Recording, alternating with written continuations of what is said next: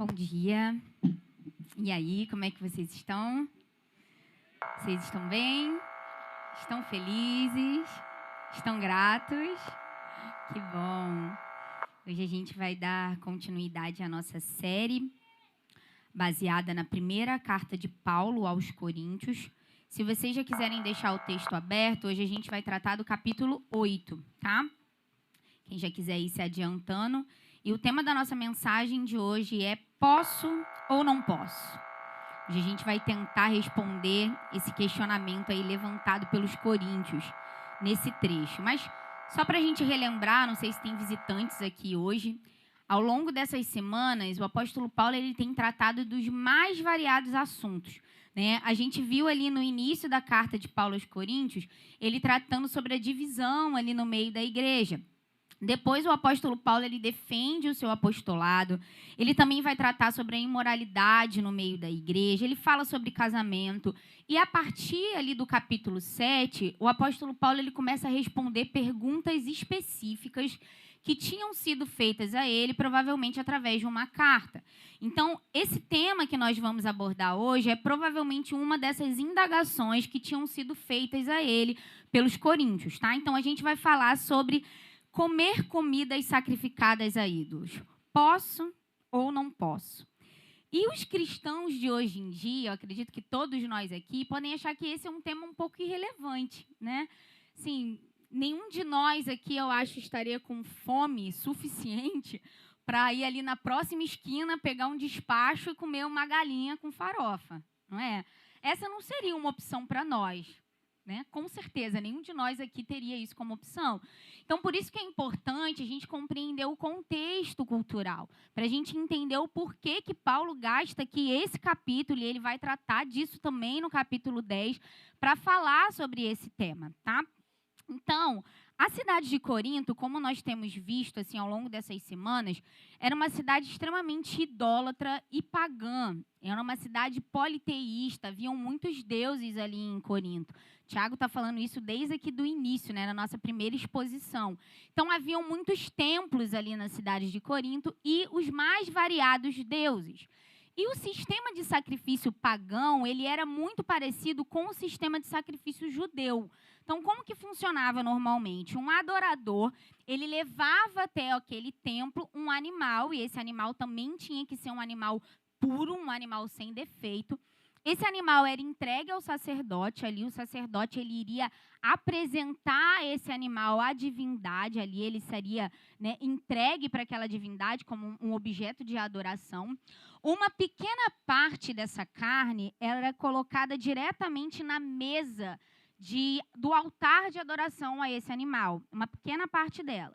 Uma outra parte desse animal era devolvida ao adorador, e ali o adorador costumava convidar seus familiares, amigos, e faziam uma festa realmente no templo. Então, haviam várias mesas e cada um deles iam fazendo as suas refeições. E ali, nesse momento, havia muita bebedeira, orgias. Era nesse momento que entravam as sacerdotisas, as prostitutas cultuais.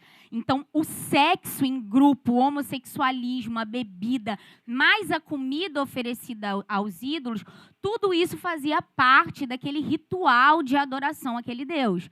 E uma terceira parte dessa carne, ela era entregue ao sacerdote como um pagamento pelo trabalho dele. Então, como a gente tem falado, que haviam muitos templos e muitos deuses diferentes, na maioria das vezes, esses sacerdotes, eles não davam conta de comer toda a carne. Eles levavam essa carne para sua casa, lá eles também faziam vários churrascos, chamavam os seus amigos, mas como não havia um sistema de refrigeração ali naquela época, então eles comiam o que dava e aquilo que sobrava eles vendiam aos mercados. Então era muito comum ali na cidade de Corinto você encontrar carnes oferecidas a ídolos nos mercados, tá? Isso era tão comum, era uma prática tão comum, que os judeus, quando havia uma grande metrópole, havia uma grande quantidade de judeus, eles normalmente abriam os seus próprios mercados para não correrem o risco de comer nenhuma carne sacrificada a ídolos. Então, vocês conseguem observar, a partir do contexto, que aqueles irmãos estavam cercados por todos os lados. Talvez se ele fosse ser convidado para ir na casa de um amigo pagão, para um jantar, provavelmente essa carne seria uma carne que foi oferecida a ídolos. Se ele for no mercado comprar uma carne, provavelmente era uma carne proveniente de sacrifício anteriormente. E essa prática de sentar no templo e de fazer uma refeição em grupo era uma prática social aceitável. Então, para eles, aquilo dali era muito comum, eles nasciam naquele meio. Então, quando esses irmãos se converteram ao cristianismo, deu um certo bug neles. E aí? Pode ou não pode continuar comendo essas carnes, tá? E como a igreja de Corinto gosta, né, de uma divisão, surgiu mais uma divisão no meio deles. Um grupo dizia que sim, eu posso. E outro grupo dizia, não, não posso. Então, eles vão tirar essa dúvida com o tio Paulo. E aí, tio Paulo, pode ou não pode? Ajuda a gente, né? E o grupo do pode, determinado e definido pelo apóstolo Paulo como grupo dos fortes, aí nesse trecho que a gente vai tratar, esses afirmavam, eu posso tudo. Eu posso sentar na mesa de um templo pagão e comer. Eu posso comprar a carne do mercado. Eu posso ir na casa de um amigo pagão, sentar e comer. E não tem problema nenhum nisso. Já o grupo do não pode, né, ou o grupo dos fracos, como Paulo vai dizer aqui nesse trecho, ou dos veganos, né, eles diziam, não é bem assim. Eles não conseguiam sentir essa paz ao comer essas comidas. Então, eles tinham dúvida no seu coração. Então, eles preferiam se abster. É melhor não. Eu acho que não pode. E eu prometo que eu vou me ater ao tema específico dessa mensagem, que é comidas sacrificadas a ídolos. Mas eu queria já abrir a mente de vocês aqui nessa hora para que vocês estivessem pensando quanto esse texto ele pode nos ajudar com aplicações em muitas outras áreas e muitos outros dilemas que surgem na igreja evangélica. Como? Posso ou não posso fazer tatuagem? Posso ou não posso fazer uso de bebida alcoólica? Posso ou não posso ouvir música secular? Em muitos lugares isso ainda é um dilema. E o crente, ele é conhecido por buscar o sim ou não, não é verdade? A gente quer sempre a opinião de alguém mais maduro para dizer pode ou não pode. Porque se der errado, eu culpo aquele que me orientou, não é isso? O crente, ele gosta de muitas vezes andar ali, ó, na linha, sabe? Mas quase que caindo. E a gente tem que parar com isso. Sabe por quê? Em muitas vezes, e até em relação a esse tema que nós vamos abordar hoje, esses dilemas que eu falei anteriormente, às vezes a resposta não vai ser um simples sim ou não, mas um depende. Vai depender de muitas coisas. Vai depender da situação. Vai depender do contexto, vai depender da sua fé, vai depender das pessoas que estão te cercando, vai depender da sua maturidade, da motivação. Obrigada, Tainá, é verdade.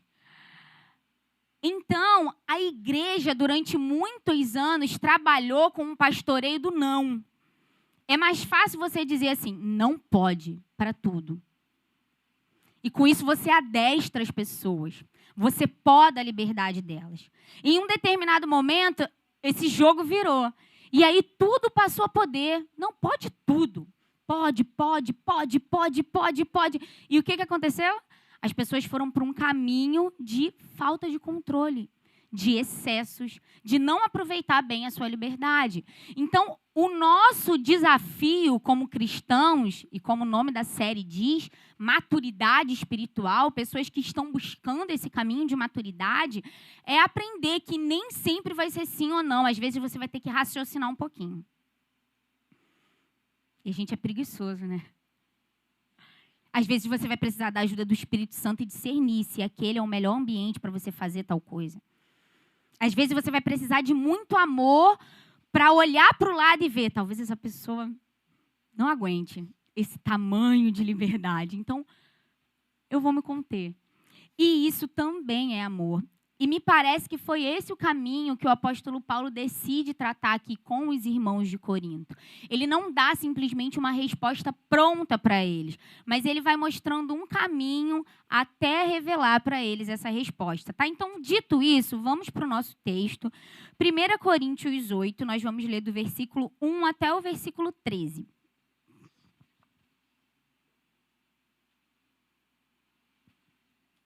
E o texto diz o seguinte: no que se refere às coisas sacrificadas a ídolos, sabemos que todos temos conhecimento.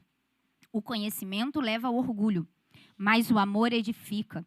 Se alguém julga conhecer alguma coisa, ainda não conhece como deveria conhecer. Mas, se alguém ama a Deus, esse é conhecido por ele. Quanto a comer alimentos sacrificados a ídolos, sabemos que o ídolo por si mesmo nada é no mundo, e que não há senão um só Deus.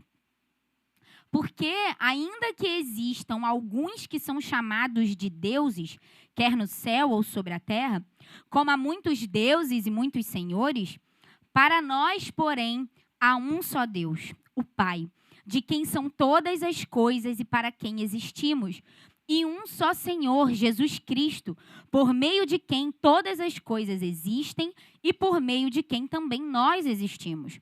Entretanto, nem todos têm esse conhecimento. Alguns, acostumados até agora com o ídolo, ainda comem desses alimentos como se fossem sacrificados a ídolos, e a consciência destes, por ser fraca, vem a contaminar-se. Não é a comida que nos torna agradáveis a Deus, pois nada perderemos se comermos e nada ganharemos se comermos. Mas tenham cuidado para que essa liberdade de vocês não venha de algum modo a ser tropeço para os fracos. Por quê? Se alguém enxergar você, que tem conhecimento, sentado à mesa do templo de um ídolo, será que a consciência do que é fraco não vai ser induzida a participar de comidas sacrificadas a ídolos? E assim, por causa do conhecimento que você tem, perde-se o irmão fraco, pelo qual Cristo morreu. E deste modo, pecando contra os irmãos, ferindo a consciência fraca que eles têm, é contra Cristo que vocês estão pecando. E por isso, se a comida serve de escândalo ao meu irmão, nunca mais comerei carne, para que não venha a escandalizá-lo. Então, logo no verso 1, Paulo inicia dizendo que todos têm conhecimento. E provavelmente ele está fazendo aqui uma referência ao verso 4, que diz que o ídolo em si nada é no mundo e que só existe um único Deus. Muito do que a gente cantou aqui nessa manhã, tá? Então, aqui nesse verso, o apóstolo Paulo ele se posiciona a favor da teologia do grupo dos fortes. Sim, vocês estão certos. Os ídolos eles não têm esse poder que os pagãos dizem que eles têm. Mas o conhecimento, nessa situação aí, não vai ser suficiente. Vocês vão precisar de algo mais. E aí Paulo vai falar sobre o amor. Então ele faz o alerta. O conhecimento leva ao orgulho, mas o amor edifica. O conhecimento sem amor é incompleto e por si só levará a uma conduta errada. O conhecimento sem o amor, ele ensoberbece, é o que Paulo diz aqui. Vocês se lembram dessa palavra? Que era a palavra para o orgulho, né? Para a vanglória, como se fosse uma bexiga de gás enchendo dentro da pessoa. E isso é uma realidade. Né? Aqui é quem tem oportunidade de conviver com pessoas assim, seja no trabalho, né? Ou até mesmo no meio do ministério, pessoas que têm muito conhecimento, que gostam de se vangloriar.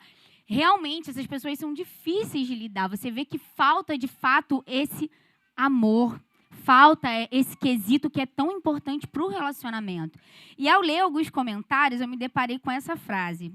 O conhecimento operando sozinho o torna um motor de destruição. O conhecimento operando sozinho o torna um motor de destruição. E eu quero que vocês puxem na memória os teólogos da comunidade Manifesto, se vocês um dia não foram um motor de destruição. Se lembra quando você começou a estudar, né? Primeiro livrinho que você leu e você já começou a arrumar confusão nos almoços de família? Se lembra? Se lembra do Facebook que você entrava e virava um atirador de versículo lá? Você queria arrumar confusão com todo mundo para mostrar que você estava certo, né? Você se sentiu o último apologeta cristão vivo. Então você precisava defender a sua fé a todo momento. Mentira. Você era um imaturo, sem amor e queria se aparecer. Essa que era a realidade. Eu também fiz muito isso. Tive que pedir perdão para pessoas porque perdi amizades por causa do conhecimento sem o amor. Então, é um grande perigo. O conhecimento ele não pode andar sozinho. Ele precisa do amor, porque o amor ele edifica. E a gente usa muito essa palavra aqui na comunidade, e essa palavra ela tem ligação com o edifício mesmo, tem a ver com uma construção. O amor, ele constrói. O amor que flui do conhecimento de Deus, ele edifica, abençoa, impulsiona, auxilia, constrói algo precioso no irmão. E o princípio apresentado por Paulo aqui nesse versículo nos faz compreender por que muitas vezes nós somos edificados por uma irmã semi-analfabeta, mas que ama e que compartilha o pouco daquele conhecimento que tem, do que por um jovem seminarista que já leu Institutas de Calvino 3 vezes, mas que não ama e que só quer se aparecer. Porque falta para essa pessoa um ingrediente fundamental que é o amor. E é por isso que a gente precisa sondar os nossos corações. Essa não é uma fala contra a busca do conhecimento. Eu acredito que todos vocês já sabem o quanto essa comunidade zela por isso, por buscar o conhecimento. Mas como a Tainá falou aqui, a gente sempre precisa sondar os nossos corações e observar quais são as nossas intenções. Muitas vezes a gente quer buscar o conhecimento para quê? Para receber o tapinha nas costas. Para receber os elogios, os aplausos, para talvez conquistar um certo lugar. Isso é perigoso. É muito perigoso. Então, por que eu devo querer crescer no conhecimento de Deus? Por um motivo, para conhecer a Deus. Para ser amigo dele. Para ser íntimo dele. E a partir desse lugar, o meu desejo vai ser, eu quero fazer com que outras pessoas conheçam a Deus. Então, eu conheço a Deus e quero torná-lo conhecido. E isso vai fluir naturalmente de você. Não vai ser algo forçado. E o amor, ele sempre vai buscar a edificação do outro. E esse é um ponto importante. Eu creio que nós estamos vivendo esse tempo de busca pelo conhecimento, que o Senhor está nos chamando para viver uma vida realmente de anseio por Ele. Mas nós não podemos parar nisso. A vida cristã, a vida de igreja é uma vida de comunidade. Não adianta você estar correndo lá na frente e aquele teu irmão está lá atrás. A gente precisa olhar para o lado, é nossa responsabilidade também, edificar os nossos irmãos, lançar algo na vida deles. Então, por isso que eu sempre, assim, irmãos, se tem uma coisa que eu gosto é de ser edificada por vocês. Dificilmente, quando alguém coloca algo no grupo, seja um texto, seja um trecho de um livro, eu não leio. Porque eu sei, o meu irmão tirou um tempo do dia dele para digitar isso daqui, para me edificar. Então, nós precisamos achar valor nisso. E nós precisamos buscar esse lugar de edificar uns aos outros. Porque o conhecimento somado ao amor naturalmente vai fazer isso. Então, eu queria te liberar uma palavra profética aqui nessa manhã. Não seja uma represa, seja uma fonte.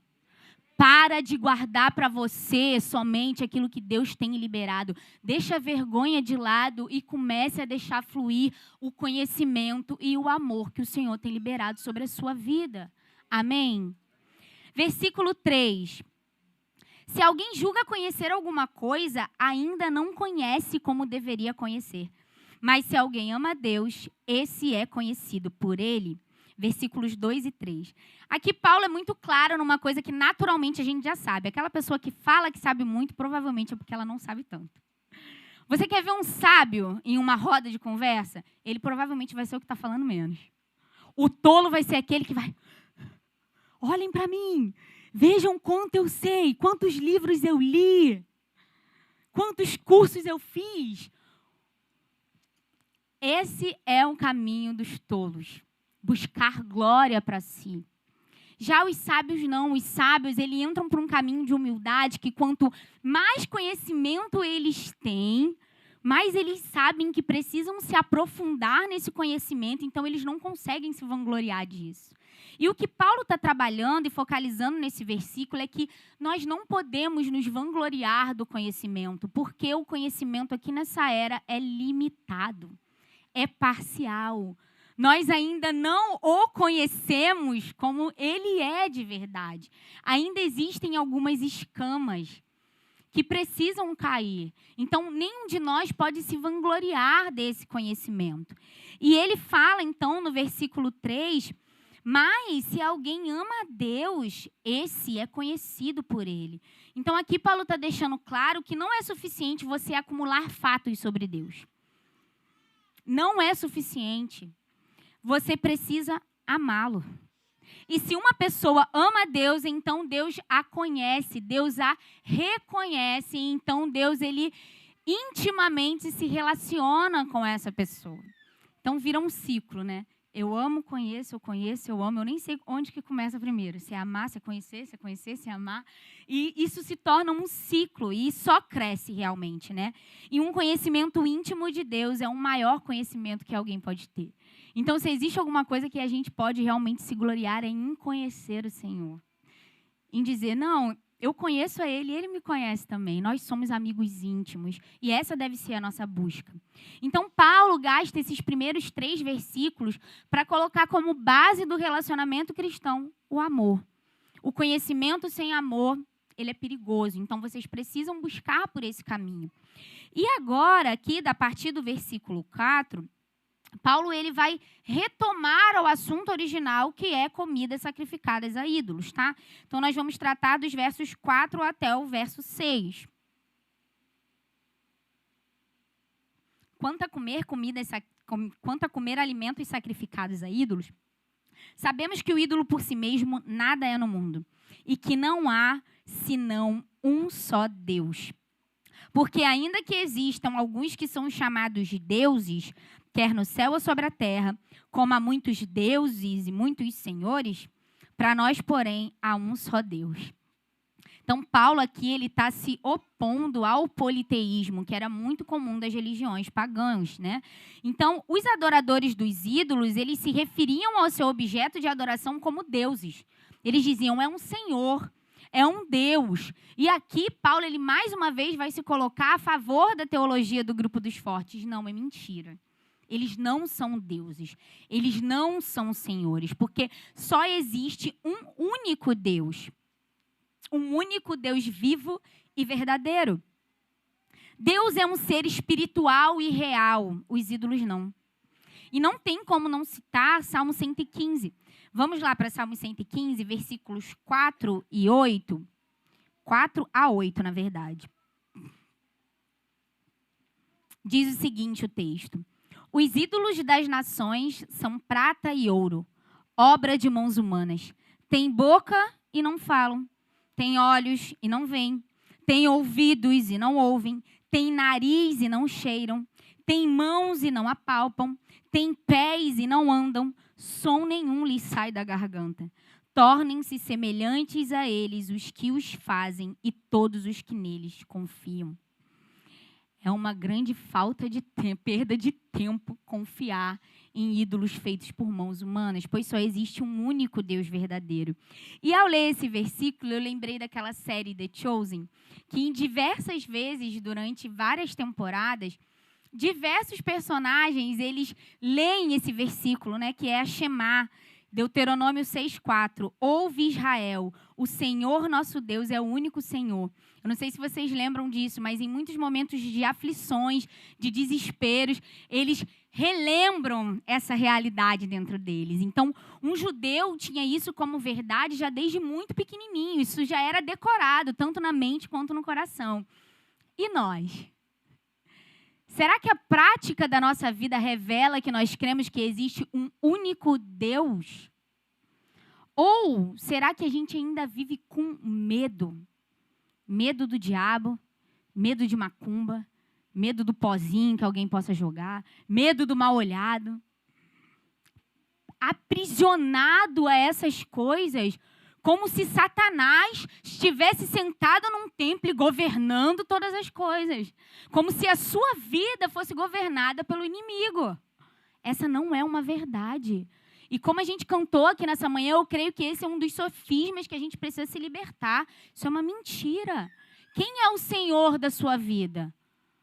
Se Deus for o Senhor da sua vida, lá nas cartas de João, ele mesmo diz, um filho de Deus, o maligno não pode tocar. E é nisso que eu creio, eu me apego a essa verdade. Aquilo que acontece de ruim na minha vida era provavelmente porque deveria acontecer, porque é a vontade de Deus para a minha vida. Mas os crentes têm, infelizmente, essa tendência de jogar tudo de ruim que acontece na conta do diabo. E assim a gente dá uma valorização e um poder que o inimigo não tem. Afinal, existe um único Deus ou existem muitos deuses? Um único Deus. Meu filho está vendo Power Ranger, né, gente? Eu sou dessas, né? Tô falando de um negócio aqui super profundo. E aí ele está vendo Power Rangers, é engraçado que os Power Rangers estão lá, né? Os 6, e eles lutam. Aí daqui a pouco a luta começa a ficar mais difícil, eles vão e chamam o Zord deles. Olha, né? Aí vem lá os animais grandões e os animais lutam, mas os monstros também crescem. E aí vem o Megazord. Mano, vem o Megazord. E esse é o meu Deus. É um Megazord, não tem como destruir ele. Ele é o grande, ele é o mais poderoso. Ele é quem manda em tudo e ele é cheio de poder. Ponto final. Esse é o nosso Deus. Mas de verdade, irmãos, isso precisa estar claro para nós, principalmente nos momentos das dificuldades e das aflições. A gente não pode desconfiar de que existe um único e verdadeiro Deus. Então, um judeu se apegava a isso desde pequeno. Ele sabia disso, isso era uma realidade no coração dele. E nós, cristãos, ao que nós devemos nos apegar? Verso 6. Para nós, porém, há um só Deus, o Pai, de quem são todas as coisas e para quem existimos, e um só Senhor, Jesus Cristo, por meio de quem todas as coisas existem e por meio de quem também nós existimos. É isso. Há um só Deus. Aqui, Paulo está fazendo um contraste entre o politeísmo e o monoteísmo. E essa é era a primeira fase de conversão dos gentios. Era deixar de acreditar que existiam muitos deuses e passar a acreditar que existia um único Deus. De quem são todas as coisas. Os pagãos, eles dividiam a criação em várias partes, em várias esferas. E cada uma dessas esferas existia um Deus que era responsável por tomar conta dela. Então existia o Deus do céu, o Deus da colheita, o Deus do mar, o Deus do sol, o Deus da caça, o Deus do amor. Então o que Paulo está dizendo aqui é: pega todos esses deuses, coloca numa sacola, joga fora, porque o nosso Deus, ele é criador de todas essas coisas e ele domina todas as coisas. É ele quem governa. Ele não precisa de ajudantes. Olha a grandeza do nosso Deus. Ele destrói isso ao afirmar que o nosso Deus é o Deus criador. E eu lembrei aqui de um texto que eu gosto muito, que é Hebreus 11:3. Pela fé, entendemos que o universo foi formado pela palavra de Deus, de maneira que o visível veio a existir das coisas que não são visíveis. Você crê nisso? Que o seu Deus criou todas as coisas pelo seu falar. E eu estava com o Jonas ensinando para ele, né, essa questão da criação. E eu falei isso para ele, a gente passou na fase do sol, das estrelas, das flores, dos animais. E toda semana a gente faz um trabalhinho juntos. E chegou na criação do homem. E eu estava falando para ele, eu peguei umas massinhas para a gente fazer, né, Eva e Adão. E aí eu falei para ele: filho, Deus criou todas as coisas pelo seu falar. Mas o homem, ele colocou a mão, ele tocou. Gente, quando eu coloquei a mão naquela massinha, eu falei assim: cara, olha que parece que a chave virou para mim. E que eu entendi essa realidade de que Deus nos criou, tocou. Nós somos feitura dele, obra-prima dele. Olha o valor da criação para Deus. Olha o valor que nós temos para o Senhor. Isso é muito precioso, irmãos. E aqui eu quero deixar para vocês, para quem ainda tem dúvida do porquê existe, por que eu estou aqui? Qual é o meu propósito? O apóstolo Paulo ele vai deixar claro aqui nesse versículo. Há um só Deus, o Pai, de quem são todas as coisas e para quem existimos. Para que você existe? Para Deus. É para isso que você existe. O cristão vive por Deus e para Deus. Vive para lhe prestar serviço. É essa a sua função no mundo. Vocês se lembram lá do Catecismo de Westminster? O que fala? O fim principal do homem é glorificar a Deus e gozá-lo para sempre. É para isso que eu e você fomos chamados. E, juntamente com o Pai, Paulo não esquece de falar do Filho. E ele fala, um só Senhor, Jesus Cristo. Mais uma vez aqui, Paulo falando sobre o monoteísmo, em contraste com o politeísmo pagão. E ele usa essa expressão Senhor, expressão que vocês se lembram, que era a expressão que os pagãos usavam para dizer, para falar sobre os seus deuses. E ele diz, não. Senhor há um só, que é Jesus Cristo. E esse termo, Kyrios, ele aponta para a divindade de Jesus. Embora todas as coisas tenham se originado no Pai, elas vieram até nós através do Filho, né? E por meio de quem também nós existimos. Então, nós cristãos só temos existência por causa de Jesus. Nós existimos por meio dele, por causa dele. Nós poderíamos morar nesse versículo, né, irmãos? A gente poderia pregar uma pregação expositiva inteira só nele. Mas eu não tenho tempo para isso. Então, vamos partir aí para o verso 7. Então, só para relembrar, Paulo já falou sobre a importância do amor como base dos relacionamentos. Paulo já fez a diferenciação entre os falsos deuses e o único e verdadeiro Deus. E agora, então, ele vai para a parte mais prática da coisa. E ele vai falar sobre a relação entre esse irmão forte e o irmão fraco. Isso dos versículos 7 até o versículo 13, até o final desse trecho, tá? Versículos 7 e 8. Entretanto, nem todos têm esse conhecimento. Alguns, acostumados até agora com o ídolo, ainda comem desses alimentos como se fossem sacrificados a ídolos. E a consciência destes, por ser fraca, vem a contaminar-se. Não é a comida que nos torna agradáveis a Deus, pois nada perderemos se comermos e nada ganharemos se comermos. Então, segundo o argumento do apóstolo Paulo aí no verso 8, a comida ela não tem esse poder de nos tornar aceitáveis para Deus, agradáveis para Deus, tá? Então, se você ganhar um saquinho, né, de doce de São Cosme e Damião, você pode comer. Não tem problema nisso, tá? Isso não vai fazer com que Deus fique chateado com você ou vai atrapalhar o seu relacionamento com Deus, tá bom? Já é a deixa, né? Mas a questão aqui é que Paulo diz, nem todos tinham esse conhecimento.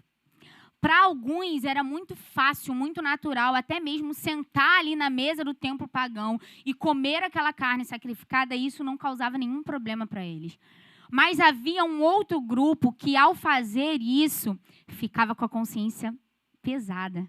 Eles sentiam uma culpa desnecessária e essa culpa acabava gerando neles uma dificuldade no relacionamento com Deus.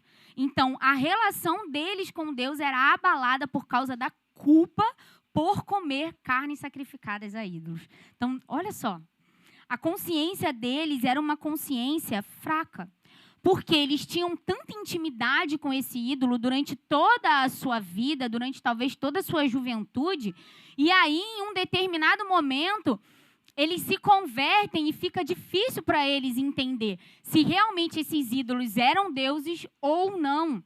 Então, isso ficava confuso na mente deles. Então, por isso, eles não conseguiam ter essa paz e essa tranquilidade em comer. A consciência deles era fraca, ou seja, embora eles acreditassem intelectualmente que os ídolos não eram nada no mundo, as emoções deles nas emoções deles isso fluía de uma maneira diferente. Então, eles ficavam emocionalmente abalados e espiritualmente abalados por causa disso. E esses irmãos são chamados aqui por Paulo como o irmão fraco. Vejam só, essa referência a irmão fraco aqui, descrita por Paulo, não é aquele irmão aponta-dedo. Não é o irmão que fica o tempo todo tomando conta da vida dos outros e que diz, lá, tá vendo? Isso é pecado, isso não é pecado, isso é pecado, isso não é pecado. Não é esse o caso. O irmão fraco aqui é um irmão que é fraco na fé. É um irmão que tem pouco conhecimento. Então, por falta desse conhecimento, ele é abalado em suas estruturas. A consciência dele fica pesada, fica culpada por causa disso, tá? E eu acredito que cada um de nós aqui já viveu um conflito parecido com esse. Né? Principalmente para quem nasceu em um berço evangélico e para quem nasceu talvez em igrejas mais tradicionais ou igrejas pentecostais, que você cresce ali ouvindo muito não, não, não, não, não, não, e você já está acostumado que é não, e está tudo bem, é não. E aí, em um determinado momento, alguém chega e fala assim, não pode, é sim, pode. E aí você entra em um conflito assim, pode ou não pode? E aí você pode até fazer tal coisa, por exemplo, eu vou dar o exemplo da música, eu lembro que a Tainá já comentou isso, né? E ela ouvia a música e pensava assim, pode ou não pode? Será que eu estou pecando? Será que está errado? Não sei se a gente tinha falado sobre isso. Eu lembro que você já tinha comentado alguma vez. E aí, pode ou não pode? Está errado ou não está errado? Gera esse conflito interior, e era isso que estava acontecendo com eles. E quando acontece isso conosco, o que a gente deve fazer? Imitar o irmão mais fraco e fazer e tá tudo bem? Ou buscar instrução na palavra em relação àquele assunto. É isso que vai te trazer a paz. Porque é necessário fé para fazer todas as coisas. E fé é o quê? Conhecimento. Então, busque conhecimento. Se você ainda tem dúvidas sobre o que seja, né? Eu passo por um despacho, eu sinto vontade de comer aquela farofa. Senta comigo, vamos conversar, que eu vou mostrar para vocês na palavra. Tá? E aqui, gente, é óbvio, eu estou brincando, mas podem haver ainda dilemas que precisam ser resolvidos. A gente não pode simplesmente jogar isso como verdade para outra pessoa e querer que as pessoas aceitem isso como verdade.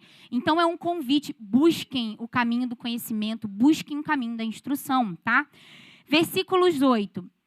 Mas tenham cuidado para que essa liberdade de vocês não venha, de algum modo, a ser tropeço para os fracos. E aqui, Paulo, então, faz um alerta aos fortes. Se você se considera um forte, você tem como obrigação cuidar dos fracos. Se você se considera um forte, você tem por obrigação cuidar dos fracos. Então, cuidado com a liberdade. Aqui ele é muito claro. O grupo dos fortes estavam se posicionando da seguinte maneira. Eu vou comer e ponto final. Sabe por quê? Não tem problema nenhum. Eu posso sentar na mesa do templo, comer. Aquele Deus não é nada. Ele foi feito de ouro, de latão. Se alguém me convidar para comer uma picanha na casa de um amigo, eu vou sentar e eu vou comer. E problema de quem não concorda com isso. E essa postura só revela uma coisa, falta de amor. Cuidado com o uso da liberdade. E, gente, preste atenção numa coisa. Abrir mão da nossa liberdade é talvez um dos grandes sinais de amar ao próximo. Você revela amor a partir disso. É lícito, eu poderia fazer, mas eu vou abrir mão. Eu vou abrir mão por causa do meu irmão mais fraco. Tudo porque você também não quer ser tropeço na vida daquele irmão. E essa palavra tropeço, ela significa pedra no caminho. Um obstáculo, algo que faça a pessoa tropeçar e lhe dificulte o avanço, ou seja, é qualquer barreira que possa ser colocada entre o adorador e Deus. E assim, eu não quero ser essa barreira, né? Eu acredito que ninguém quer ser essa barreira. Então, os feitos dos fortes, os direitos dos fortes, não podem impedir o avanço dos fracos. E para isso é necessário que a gente ame de fato, a ponto de abrir mão. E Paulo, então, ilustra aqui no versículo 10 uma situação. E eu acredito que essa palavra ele está direcionando aos fortes. Imaginem você, forte, alguém que tem conhecimento. Imagina se algum fraco vê você com esse nível de conhecimento, sentado ali na mesa de um templo pagão, comendo uma refeição no meio daquele ambiente, será que ele, ao ver uma situação como essa, não pode se sentir influenciado por você e acabar fazendo o mesmo? Só que para você, aquilo dali é só uma refeição. Acabou a comida, acabou, vai para casa e está tudo bem. Mas para ele, não. Para ele, aquilo dali vai ser seguido de culpa, de peso de consciência e de afastamento do Senhor. E, muito provavelmente, ele pode retornar a práticas idólatras. Então, olha só como é que é interessante a gente observar o contexto. Às vezes, não era só uma refeição. Olha a quantidade de coisas que estava por detrás dessa decisão, né? Então, versículo 11.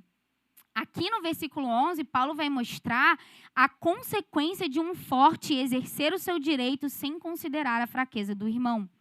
E assim, por causa do conhecimento que você tem, perde-se o irmão fraco pelo qual Cristo morreu. E observem que ele apela, né? Ele fala, é o irmão. É aquela pessoa, é do teu sangue, sabe? Por quem Cristo morreu. Cristo se entregou por essa pessoa. E talvez essa pessoa possa voltar para práticas idólatras por causa da sua conduta, por você ser uma pedra de tropeço. Sim, bem pesado, né, esse alerta de Paulo. No versículo 12, ele diz, então, e deste modo, pecando contra os irmãos, ferindo a consciência fraca que eles têm, é contra Cristo que vocês estão pecando. Então, olha que interessante, que pesado isso que Paulo está falando. Pecar contra o irmão é o mesmo que pecar contra Cristo. Vocês leram isso também? Pecar contra o irmão é o mesmo que pecar contra Cristo. Então, se eles estão em Cristo, ao ferir um irmão, você está ferindo o próprio Cristo. E Paulo sabia muito bem disso, porque ele viveu isso na pele, né? Vocês se lembram lá de Atos 9, versículos 4 e 5? Quando Paulo está perseguindo a igreja e Jesus fala com Paulo, o que Jesus fala para ele? Ele não diz assim, Paulo, por que você está perseguindo a minha igreja? Ele diz, Paulo, por que você me persegue? A igreja e eu somos a mesma coisa. Gente, olha a profundidade disso. Pecar contra um irmão, pecar contra a igreja é o mesmo que pecar contra Cristo. E ele usa essa palavra ferindo, que no grego significa feres. Esse lugar aqui, esse versículo, é o único lugar no Novo Testamento que essa palavra ela é usada de uma maneira metafórica. Em todas as outras vezes, ela traz um sentido de golpes vigorosos, ou seja, batendo. Então, Paulo está mais uma vez salientando esse dano que está sendo feito dos fortes aos fracos, né? E no versículo 13, ele chega então na conclusão, que é uma conclusão que eu anotei aqui para mim, radical e amorosa. Como resolver essa questão? E por isso, se a comida serve de escândalo ao meu irmão, nunca mais comerei carne para que não venha escandalizá-lo. A conclusão que Paulo chega é, se depender de mim, eu vou me esforçar ao máximo para não atrapalhar o desenvolvimento do irmão fraco. Se for necessário, eu vou abrir mão. E ele diz assim, eu vou deixar de comer carne por uns meses. Não, ele fala para sempre. Nunca mais eu como uma carne. Eu vou me tornar vegano para a glória de Deus e para o bem dos irmãos. E eu fiquei pensando sobre isso e eu acho que uma das maneiras da gente realmente filtrar se estamos utilizando bem a nossa liberdade cristã é realmente se perguntar, eu estou disposto a abrir mão dessa coisa? Mesmo sabendo que isso é lícito? Se a resposta for não, muito provavelmente você não é tão livre quanto você pensa. E você está preso àquilo dali. Porque se você é livre de verdade, você pode dizer não. Hoje, dependendo das circunstâncias, não. E é a conclusão que Paulo chega aqui nesse versículo. Não existe uma resposta fechada de sim ou não, porque depende. E ele vai continuar a tratar isso até mesmo no capítulo 10. Tá? Então, lá no capítulo 10, parece que Paulo ele vai se opor aqueles irmãos que estão sentando na mesa do templo e comendo as refeições ali. Ele diz, não, isso não é sábio. Você ir para lá, para o templo, porque de certa forma você está participando daquele ritual pagão. Então, se abstenha disso. Mas você não tem como deixar de comer carne. E se nos mercados vendem comidas sacrificadas a ídolos e você só tem esses mercados para comprar, cara, compra e coma. Né? E aplicando isso para os nossos dias, alguns de nós pode ter dúvidas. Eu vou viajar para a Bahia, será que eu posso comer um acarajé lá, servido por uma baiana? Será que isso não é uma comida sacrificada a ídolos? Cara, eu creio que aquilo ali não vai te fazer mal, de verdade. Mas é completamente diferente, por exemplo, de um grande amigo seu comemorar, né, um aniversário dele, fazendo uma feijoada em um terreiro oferecida a Ogum e convidar você para estar lá sentado naquele lugar. Então, conseguem observar que não é sim ou não, é um depende. E a gente precisa entrar por esse caminho de realmente avaliar as situações. E eu anotei aqui, o forte deve agir em relação ao fraco com consideração e amor. E aqui eu não estou falando somente da nossa comunidade, porque graças a Deus o conhecimento aqui é compartilhado. Então, tudo aquilo que o Léo pensa para construir essa comunidade, a gente faz questão de explanar para cada um de vocês. Mas talvez vocês vão precisar ter um pouco mais de paciência e amor com aqueles que estão de fora. Principalmente com seus familiares. Talvez os seus familiares sejam de um contexto religioso um pouco mais tradicional do que o que nós vivemos aqui. E talvez vai ser amor da sua parte abrir mão de certas coisas, de direitos que são seus, por amor a essas pessoas. Então, você muda a sua conduta dependendo, né, do lugar que você esteja, das pessoas que estão te cercando, sempre com muita sabedoria e amor. E eu cheguei ao final aqui desse texto, gostaria de fazer as últimas aplicações. E a primeira delas é o que esse texto nos ajuda, né, para hoje.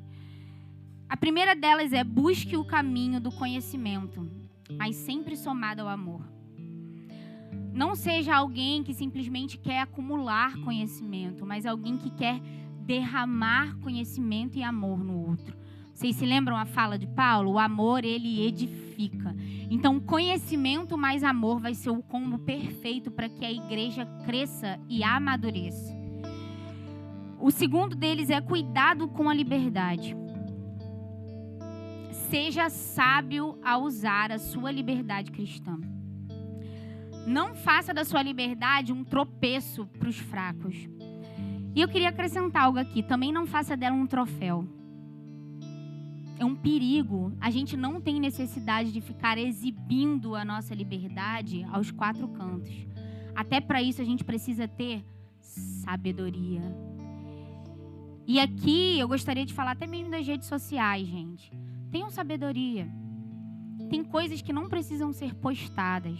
Tem coisas que são para ser vividas e tá ótimo. Porque dependendo de um post seu, alguém que talvez queira nos visitar ou nos olhe com olhar de carinho, pensa assim, não, essa igreja aí é a igreja do pode tudo. E talvez você não vai ter a oportunidade de sentar com essa pessoa, de conversar com essa pessoa, de abrir a palavra e de orientar ela. Então você pode perder um irmão fraco, simplesmente por causa de um post. Então, assim, tomem cuidado com isso. Tenham sabedoria também nessa área. Seja maduro o suficiente para passar dessa fase do posso ou não posso. E entender que em determinadas situações você vai precisar de discernimento, amor, sabedoria e paciência, gente. E a terceira coisa que eu queria falar aqui, a terceira aplicação desse texto é: considere os outros superiores a você mesmo. Sim, você tem direitos, mas você tem a opção de abrir mão dos seus direitos e imitar o seu mestre. Imite Jesus. Imite Jesus. Os seus direitos não são a coisa mais importante em jogo, e sim o bem-estar da irmandade. Isso está em primeiro lugar. O amor, ele sempre deve falar mais alto do que os seus direitos. E quando se trata de comunidade, aqui eu encerro, mas eu gostaria que vocês prestassem bastante atenção nessa frase. Nós precisamos seguir uma ordem. E se você seguir essa ordem, você não vai errar. Você vai poder exercer a sua liberdade da maneira correta, para a glória de Deus, e você vai amar o próximo. Seguindo a seguinte ordem: Jesus em primeiro lugar, outros em seguida e você mesmo por último. Quando você parar de pensar tanto em si mesmo e considerar o outro superior a você, abrir mão vai se tornar um pouquinho mais fácil. Que o Senhor nos conduza a esse lugar. Eu sei que não é um caminho fácil, mas é um caminho necessário. Amém?